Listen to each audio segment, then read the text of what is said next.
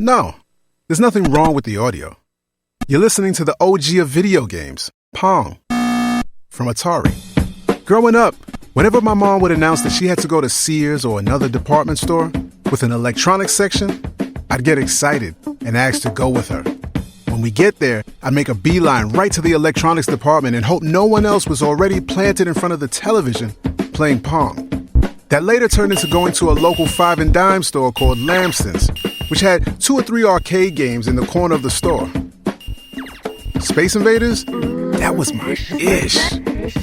I thought nothing could ever beat getting Space Invaders at home when we finally got our Atari system. Come get that. Years later, as an adult, I played games on my computer. Duke Nukem, at least until that awful day. Following one of my marathon sessions, I stood up after playing for maybe about 2 hours and nearly collapsed. The room was spinning, and I was nauseous. I figured I overdid it. I stopped playing for a few days, and the same thing happened the next time, only sooner. I tried changing the perspective from a first-person view to something else. It just wasn't fun. A few years later, I thought I'd try again, this time with a PlayStation. Grand Theft Auto, Madden. It was good for a while, but ultimately, I didn't have a choice. I just wasn't able to play. Gaming was literally making me sick. I believe the reason was monocular vision and the lack of depth perception. Ironically, today, after becoming blind, I have more opportunity to actually play video games. For years now, the call for developers to make their games accessible to disabled gamers has grown louder. There's been lots of things happening. Welcome to Read My Mind Radio, y'all. I'm Thomas Reed. As we continue with our theme, Doing Your Thing with Disability, we're talking about gaming. Because we play too. It's time to kick ass and chew bubble gum. And I'm all out of gum. My mind. My mind. Video games are life. I'm a pretty hardcore gamer these days. The idea to me that my past self had was, how can you play video games, you're blind, is really kind of based on the same philosophy that some sighted people who don't understand blind gamers have. How can blind people play games? I didn't understand it because I didn't realize that audio was such a big part of games, such an important part of games, and that you could use that to learn patterns and to learn what things meant and to figure out how to play a game. This is Brandon Cole, an award-winning accessibility consultant. He, him. I have black hair.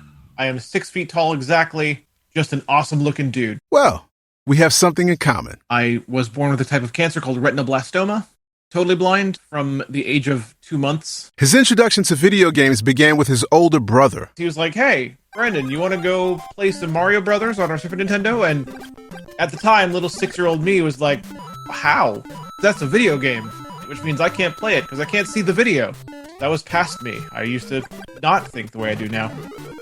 We begin to play, and before you know it, I'm breaking bricks and collecting coins and extra lives and saving princesses and defeating bosses, and it's amazing, and I'm feeling this great sense of accomplishment, and the game ends. Yes, somehow I beat the entire game in one shot. Then, My loving brother had handed me the unplugged second player controller while he played the entire game. The entire game. I mean, what do you even say to that? that's an older brother. Of course, he felt crushed.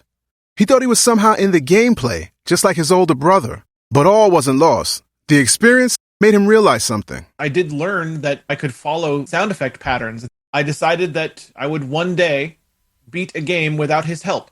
From then on, I just started trying games and seeing what I could learn about games and seeing what I could do. Eventually, I did it. And the first game I beat without my brother's help was the original Killer Instinct for the Super Nintendo. And I never looked back since. There you go, older siblings. Take that. Once I started gaming, I never stopped. I just kept trying different games. I tried a lot of games that I couldn't play. Sometimes I just flopped completely, depending on how complex the game was. But, there was plenty of games where I would start to play the game, and I would start to figure out some of the things that might help me get through some part of the game. Take the game, Metal Gear Solid, for the PlayStation 1 as an example. That game is a stealth game where you're not supposed to be seen, you're supposed to hide all the time. So it's not easy if you're blind, as you can't see the guards. But you can hear them. They have very audible footsteps. You can hide from the guards based on where your location is versus where their location is. Brandon's stepdad couldn't get past a certain level during the game. It's a room that is filled with infrared lasers. And if you break any of these laser beams that are going all across the room, up and down at different intervals, the doors slam shut, the room is flooded with gas, and you die, and there's nothing you can do about it. So stepdad let Brandon figure it out. I spent maybe 2 hours working that room, failing over and over and over and over and over again, but little by little, figuring out the amount of steps to take before I had to stop to wait for the beam to move again. And when I had to crawl, when I had to walk to get past the lower beams or higher beams. I trial and errored my way through that entire room and made it to the other side, but eventually without breaking any of the laser beams. Technically, it wasn't an accessible game. It's just that I managed to figure out a way through that part. Failing over and over again, but continuing to work at it. Crawling, walking to get past laser beams. Trial and error to make it to the other side. Qualities many disabled people seem to have in abundance. This isn't just about gaming. We're talking about the real skills behind leveling up in life. But honestly, we shouldn't have to do all of that. We just want to play too, right? Let's take a look at the inaccessibility faced by disabled gamers and some of the creative adaptations they find in order to be in the game. Let's start with blind and low vision gamers. My name is Orlando Johnson. I am an African-American male, approximately 46 years of age, bald. I have a beard. Shout out to the Black Bald Beard Gang. Let's go. Let's get it. Again, I have something in common with my guest. I also love spending time with my family and my grandchildren. Every time I get to spend time with them is a joyous moment for me. Okay, for the record, having something in common with the host isn't part of the criteria I employ when selecting guests. In this case, I was really just looking for the perspective of someone who once enjoyed the games visually. Let me take you back to Christmas back in the 80s. I got my first Atari 800 video game console. That first year, my brother and I, that Christmas morning, we played Donkey Kong all morning, Space Invaders. That started the love of the games right there. In terms of the Atari, let me just test your knowledge for a second, brother. How do you repair a cartridge? How do you fix the cartridge? First thing you do is take it out and blow on it. There you go. He knows what he's talking about. As a matter of fact, I have an interesting little anecdote about cartridges, and it's about a gentleman named Jerry Lawson, an African-American engineer who helped design and engineer the video game cartridges. Talk about it. I would like to expose more people to that knowledge of this gentleman. I'll send the link to who this gentleman was and what he accomplished in the video game industry. Check out this episode's blog post for that link over on readmymind.com. I've just continued to evolve with the gaming industry. Back in 2001, I purchased a full-size Mortal Kombat 2 arcade machine, and I kept that thing for over 10 years and played it all the time. I loved it. That is so cool. I think it's fair to say he really enjoyed and invested in his gaming. April of 2015, I experienced a lot of migraines and didn't know what was causing them. After my wife and I got back from our honeymoon, we had just got married the year before. I wound up going to the hospital 2 weeks after our honeymoon, and my brain swelled up and it crushed my optic nerves. And that was it for me for sight. What did that mean to you when you could no longer play that Mortal Kombat? You want to be a part of the community of your friends and everybody else that's doing things. And when you're not a part of that community, you feel isolated. And that isolation can drive you crazy. That's one of the things that I needed to change. I'm like, I got to explore different ways for me to play games. It's not just that I can't play games. I have to find the way that I can get back into playing games. And that's exactly what this former Las Vegas bouncer has been doing. Technology was always my jam. After I was done with bouncing, I went over and started working in the telecommunications industry, and I worked for Sprint for about 8 years. And then the smartphones took over. I went to work for Apple for a little bit. 6 months into the job at Apple, I went blind. Did you know about voiceover at the time? No, I did. Not when I lost my sight. A week or two in the hospital, I had a second-generation iPad. My wife, she did a little research, and she told me, say, hey, you should check out this thing called VoiceOver. And that was the first time I heard of it or heard anything about it. And I figured, since I knew how to use an iPad as a sighted person, VoiceOver thing shouldn't be that difficult. Well, when you're first starting out, it is difficult. Orlando not only learned the technology, but later shared that knowledge as an access technology instructor. His advice for anyone getting back into gaming after any degree of blindness: learn your technology. I had to master that first before I could start playing a video game. On a computer, if you don't know how to, insert a drive and copy a file from somewhere or unzip something, you're not going to play the game that you want to play. No matter the platform you choose to play on, computer, console like an Xbox or PlayStation, smartphone, inaccessibility is there. There's things like navigating the game's menus. And it's a challenge we overcame in the past by just memorizing the menus. But even first reading the menu requires some work. In my journey in playing games, one of the workarounds I found is anybody that's aware of apps that help blind people see things like Seeing AI or SuperSense. One of the things that I used to do was load up that app on my tablet, and I would stand my tablet in front of the monitor, and I would listen to the OCR coming out of the app so I can make the choices on the screen for the game that I'm trying to play. I use NVDA. Since I stream games, I have a capture card. Even if the game is a console game, I can still send the game's video feed to my PC because I have a capture card anyway. I will then scan that image with NVDA's OCR and read the text from there. I even play entire games that way. There's a visual novel called The Great Ace Attorney Chronicles. It has a little bit of voice acting, but not much voice acting. It's almost all text, but it's literally OCR that allows us to play it because we can read the text with it, and it reads out pretty well. Gamers with low vision used magnifiers to enlarge on-screen text. Today, there are more games including zoom mode, text enlargement, contrast modes, and multiple colorblind modes tested by people with varying color blindness. More games are being shipped with menu narration, making that process accessible to those who are blind or have low vision. The biggest challenge I'd say these days, though, is navigation of the game itself, the game world itself. The thing about video games is they've been a growing industry for years and years and years. When I say growing, I mean everything about games has grown. The production value has grown, and the size of the game worlds have grown significantly.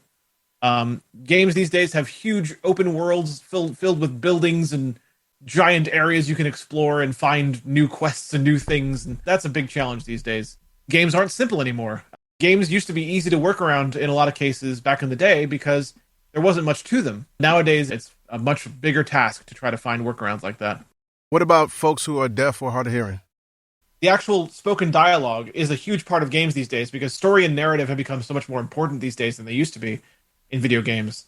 Games are telling very, very deep stories now. Complex narratives and the sound design that is useful to blind players can help deaf and hard of hearing players by incorporating both subtitles and captions.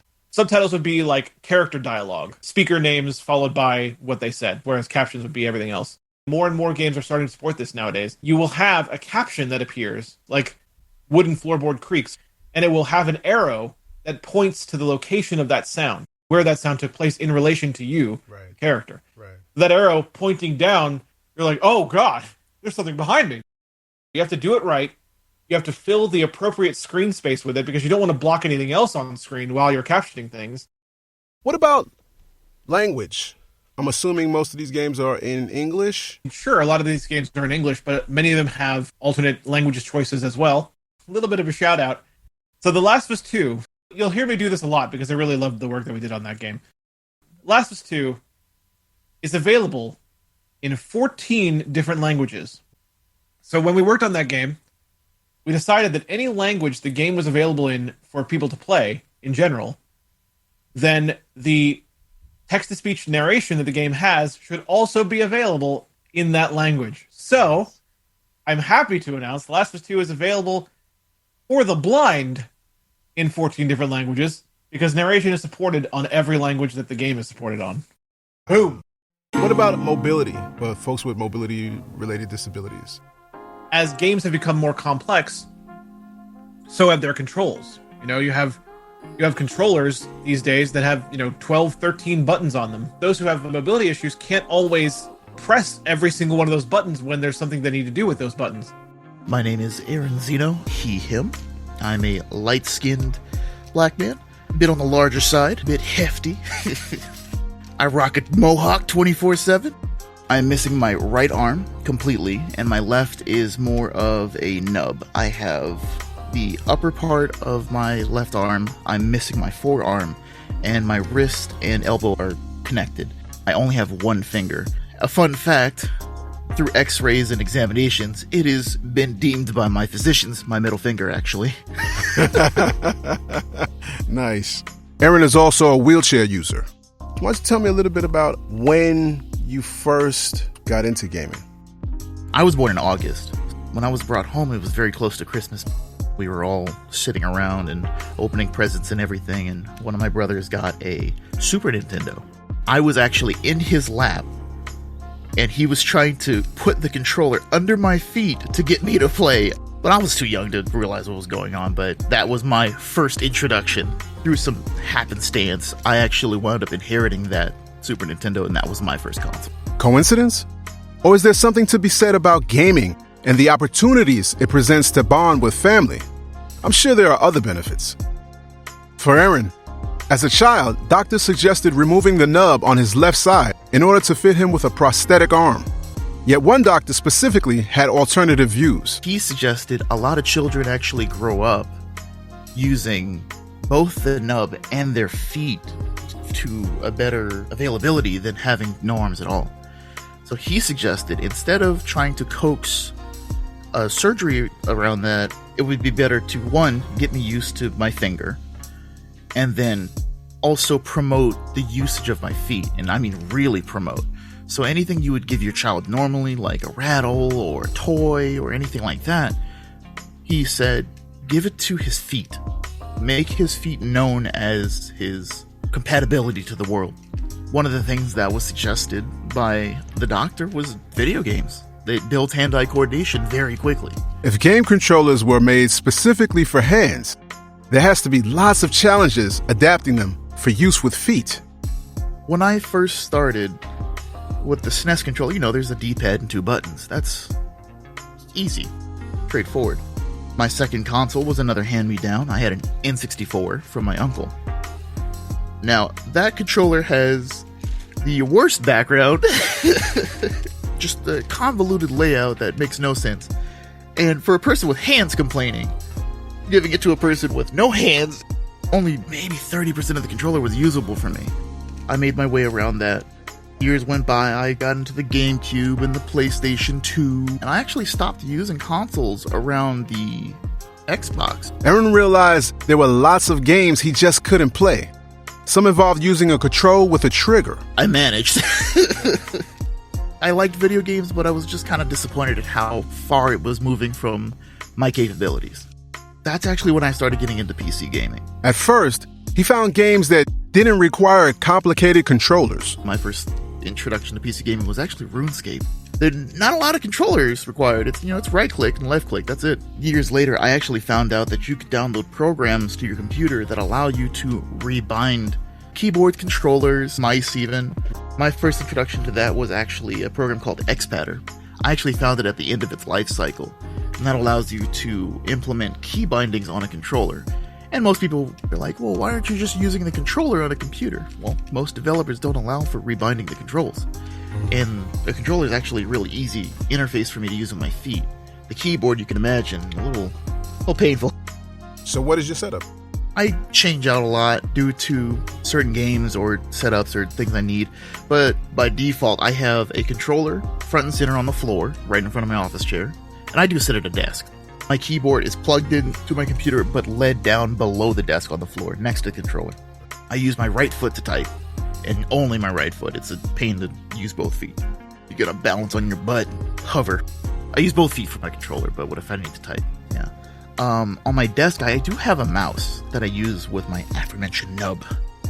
I can't use the mouse buttons, but what I do is I have a setup where it's a bunch of zip ties and cat collars, essentially, and I MacGyvered a harness that I can attach to my hand and move the mouse around.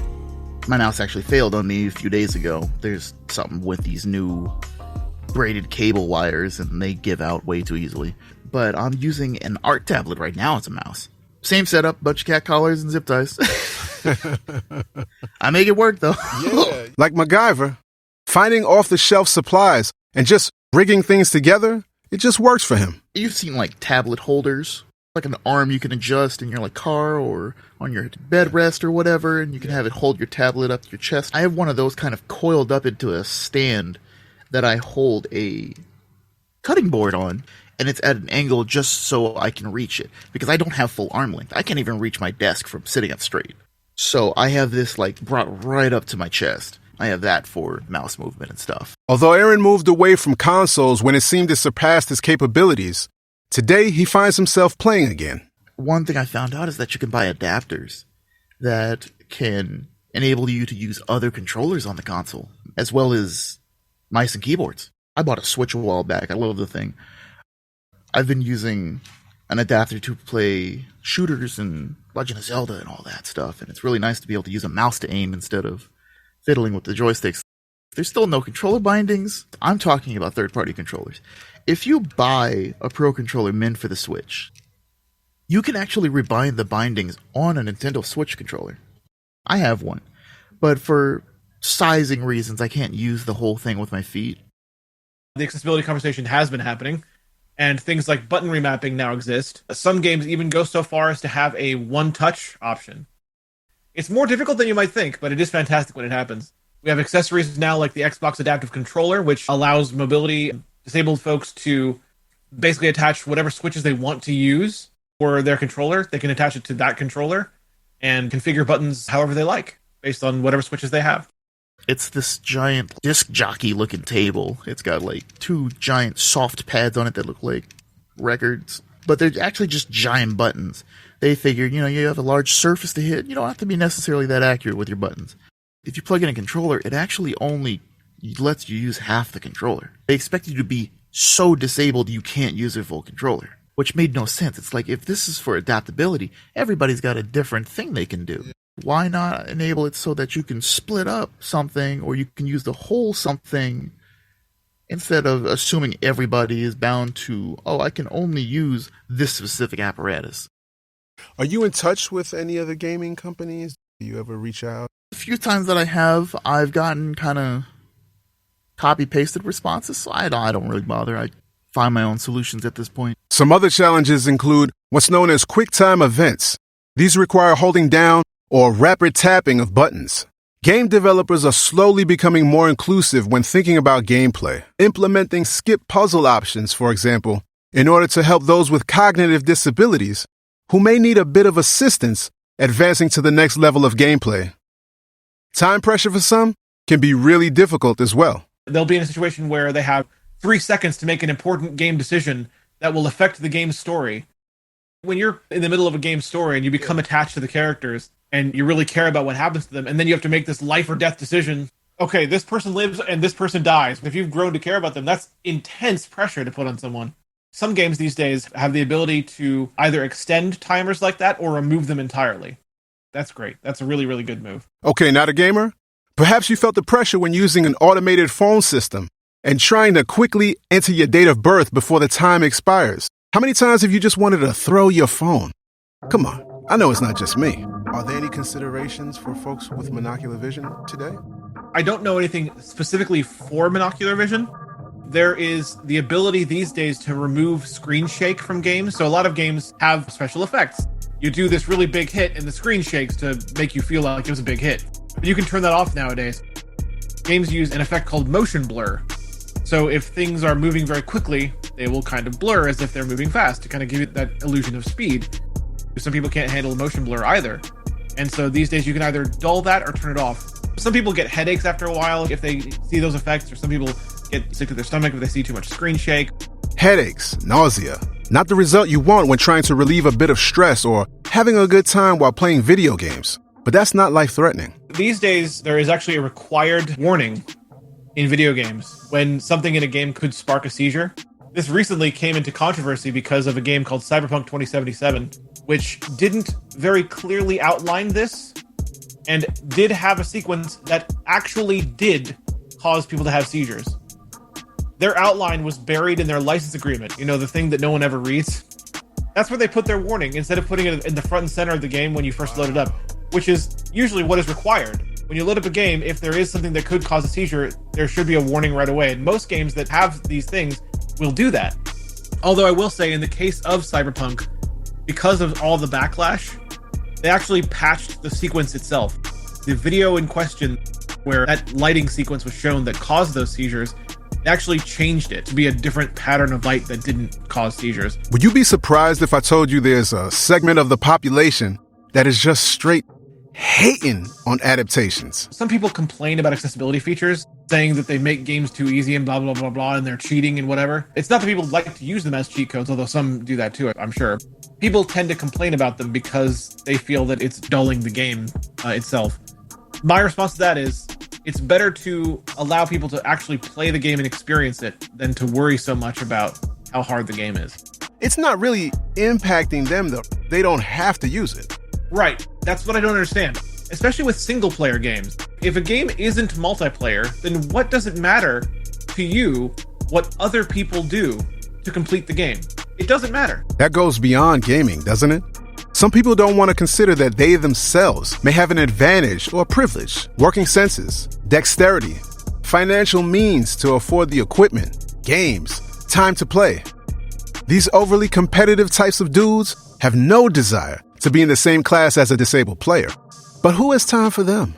Fortunately, companies like Microsoft recognize that we game too, and they're making sure that we're included from the start or out the box. With the Xbox Series S, it's one of the newer generation consoles that were hard to find for a while, but I managed to get myself one. The setup of that, I watched videos of Brandon Cole and other people on YouTube. They were discussing the unboxing experience. When they said it has Braille on the thing so you know where to plug things in at, I was impressed just with that level of accessibility. I set it up all by myself, and it was so easy to set up because everything talked to me. There's a QR code on the screen, and you just aim your phone at the QR code to set up your account login, and it was just super simple. And he tried a lot of platforms. I've done everything from retro gaming on a Raspberry Pi, gaming on my MacBook, gaming on a PlayStation 4, Xbox console, Apple TV. I've tried to do all of it. I've got it set up to the point right now where I don't have it hooked up to a computer or a monitor. I play my Xbox console through the Xbox app. I've paired a controller to my phone or tablet, and then I log into the app and I remotely access my console through the app. Why? Well, one, I can go anywhere around the house. I can go sit in the backyard and play video games if I wanted to. Okay. Yeah. So it opens up that freedom of just movement. I don't need to be bound to a television now because I've learned to embrace the audio side of things. You can just go sit down at dinner and you have your controller and some headphones. You're still playing your game and everybody else is doing their thing. Now that's not appropriate during family time. Come on. It is cool though. Notice what actually is happening here. He not only accepted the tools he has to game with, but he continues to seek out ways to really make it work for him. It sounds like maybe a metaphor about adjusting to disability? I mean, we're talking about more than fun and games here, as if video games could provide some other benefits. There's an app called Microsoft Landscapes. It actually takes your Google Maps idea and it projects that in 3D audio around you. You can have a real-life beacon that you set that plays in 3D audio while you wear headphones, and you literally follow that beacon like the same way you would in a video game that will take you to your actual destination. There's games to help make exercise fun. Rather than forcing yourself to get on your treadmill, why not gamify that experience by playing a game that transports you to the zombie apocalypse? There's a game called Zombies Run. It's a game that has a story. It's literally a game about you running. Your character is called a runner, and runners are the ones that are dispatched out to get supplies for the base. And you're running. The better you do at the running, you won't get eaten by zombies for one thing, but the other thing is you're working out, getting that heart pumping for real, and increasing those endorphins. the same effect getting an achievement on Xbox or a trophy on PlayStation has on people. Just getting that little reward spike. The gaming industry has changed a lot since Pong. As accessibility continues to become part of the game, it's important to recognize future technologies. Virtual reality, for example. It's not really off the ground yet. There's some things that are cool, some things that are like, that's not really working right now. If anybody's familiar with the Half-Life series, We got the first one, the second one was great, and then the third one comes out, and it's a VR game. What's the problem with that? Well, the first and second ones were first-person shooters. You got a mouse, you got a keyboard, or you're on a controller. You can manage that. You can rebind controls to make it suit your needs. A VR setup, besides the headset and the immersion and all that, you have two controllers. There's no way to interface a controller to this. You have to use the two motion controls. And those are purely for hands. There is no foot or nub or stump interface. It's just, you got hands or you don't. That all too familiar feeling that accompanies any sort of technology. Access gained rarely feels permanent. A lot of my friends actually jumped into VR and they're like, oh man, you gotta check out like VR chat, the new Half-Life, this MMO or that. And I'm like, how? Bro, you can put the headset on and let your wife play. What? Why do they always go there? Newsflash, y'all. Family members are not personal assistants, as if they're just sitting around waiting to play a game for you. Describe the latest picture that the sender could have easily described. Aaron raised some other good points about the financial cost to access for those with mobility disabilities. Adapters have a real cost to them that not everyone can afford. Would you want to pay more for an accessible game? But there are other reasons to be excited. What about the process of creating gaming? Do you know about the accessibility of that? Do we have some blind folks who are actually developing games? We do have blind game developers out there. Primarily, those developers are working on audio games. I will say that there are some advances coming to blind game development in the form of at least one engine that is made for the blind to develop games. Although this engine is geared towards role-playing games specifically. But there is an engine called Sable that's coming out hopefully within the next couple of years. And that engine is literally designed so that blind people can create their own custom-made RPGs, role-playing games. That's what I'm talking about. Not only do we game too, but we make as well. Okay, Read My Mind radio family. I know some of y'all are TVIs or teachers of the visually impaired. Please, make sure you put this information into the brains of your students. I want to play a game in the not-so-distant future that is truly FUBU. For us, by us. What about in-game audio description? Is that something we can look forward to? I think it's fair to say that the future is bright for video games and audio description. I think people will be surprised at the level of quality you're going to get when that happens. The developer has to be involved in that. Oh yeah, heavily. The audio quality right there has just been raised, exponentially because they're going to care. Oh yeah, they are. Yeah. They sure are. So that's fantastic. The future is very bright. I can't say much more. I wish I could, but man. Yeah. There are things coming up. They're going to blow people's minds. In the meantime, you can check out Brandon doing the narration for several video game trailers. For a game called Rainbow Six Extraction, I did the audio description narration for most of those. I'm really thinking about getting back into gaming. I've played some audio games on my iPhone. I'm wondering if it's time to try some titles on the PC or maybe even get an Xbox. I guess I'm just trying to figure out if it's really going to feel as entertaining as it once was. I would say that it depends on the person and the level of enjoyment that they're looking for. Yes, there will be those frustrations. If somebody's brand new to something they don't know, there's always a learning curve. If you're somebody that likes to learn new things, accept the challenge of trying to play a video game, because that's going to be the ultimate learning curve right there. You have to learn, where does this character need to go? If I think I'm moving forward, it might be going on a spiral staircase or something like that. Whereas I'm thinking north, south, east, west on my controller, I can get around, but visually, the interpretation may be something different. The frustration part is part of the learning, I feel. You got to learn where to balance those things out, to balance out the frustration levels where it's not as frustrating for you. Doesn't sound like we're just talking about gaming anymore, man. I don't want to be left out of things. I want to be involved. For me, the way I apply it is, if I want to eat something and I know what I want to eat and I've got the ingredients, I can put it together. But do I need to get other assistants to put it together? No. Or do I need to deal with the frustration of maybe burning myself or hurting myself while I'm trying to do it? In the end, the results should be better than the experience. You got to go through it to get to it. And it's something I apply to everything that I do in my life. Being included means welcoming people with disabilities into all aspects of the industry, from development, gameplay, marketing, and more, and being recognized for our contributions. The Last of Us 2 is officially the world record holding most awarded video game of all time in terms of general awards. Some of those awards that it won are accessibility related, which I happen to be a ginormous part of.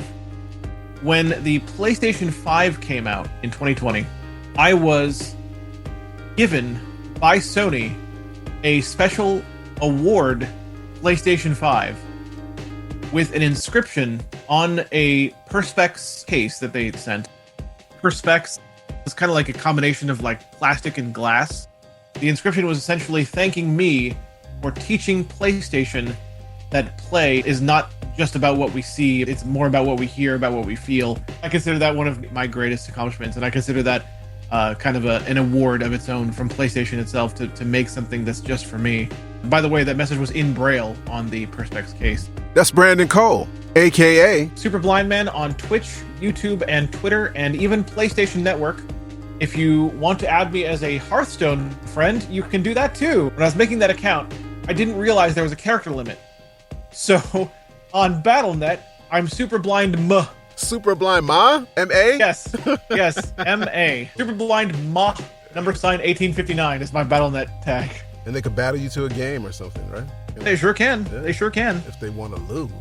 You can find the blog at brandoncole.net. If you want the blind perspective on accessible gaming, that's where you find it. Podcast is breakdownwalls.net/podcast if you want an easy link to that. Breakdown Walls is a movement that I started with my fiance. The idea is to break down the barriers between sighted and non-sighted and disabled and non-disabled gamers and human beings and basically just make us all one. Orlando. Peachy Zatoichi on Twitter. My email address is Peachy Zatoichi. That is spelled Peachy, Z as in zebra, A, T as in Tom, OICHI @gmail.com. And that was a Japanese blind swordsman, right? Exactly right. And of course, Aaron. My Twitch is XANODIA at twitch.tv. It's mostly just me gaming, talking to people. That's about it. But yeah, it does turn into a rant occasionally. Now, in order to be a player, you have to be in the game. And these gentlemen are true players, and they're all official members of the Read My Mind Radio family. Dude, I gotta say, I checked out an episode the other day. Loving it. It's not just about the opportunity to play that I'm happy to see. It's about the change in mindset that's taking place. Game developers are slowly creating inclusive spaces where everyone is welcome. The truly successful ones are seeking input from the community to figure how we can play with our disability. Accepting people where they are, allowing them to work with what they have, and enabling anyone to be in the game. Because yeah, we play too. If you want to be sure you can play all new episodes of Read My Mind Radio, all you have to do is subscribe wherever you get podcasts. We have transcripts and more over on readmymind.com. You don't need a cheat code to level up. Just remember, it's R to the E. I. D, and that's me in a place to be. Like my last name. Cool. Peace.